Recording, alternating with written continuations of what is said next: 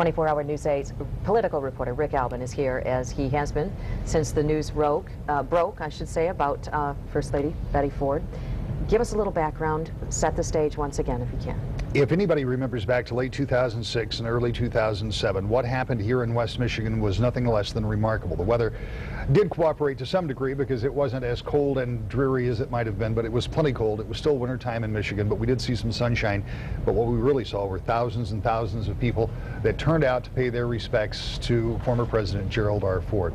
What's going to happen in the next several days, while those plans have not been publicly announced and won't be for a while, will be in some ways similar, because the former First Lady will be brought back to West Michigan for a homecoming, as they're calling it, and she will finally be resting on the grounds of the Ford Museum right next to President Ford.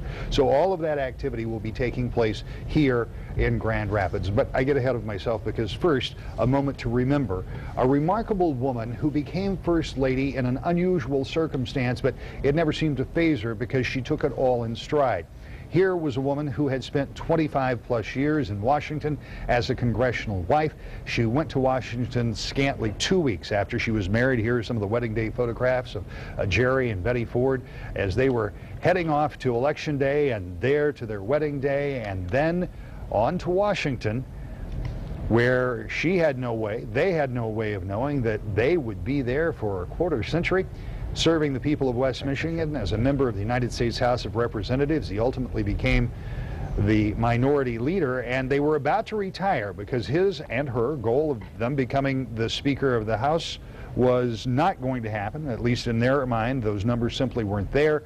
And of course, all of those events, from Spiro Agnew's resignation and Watergate, led them into the unlikely situation of being President and First Lady of the United States. We are going to be talking about First Lady Betty Ford. We're going to talk about her trials, and in those trials, how she had such a dramatic impact on the people of this country.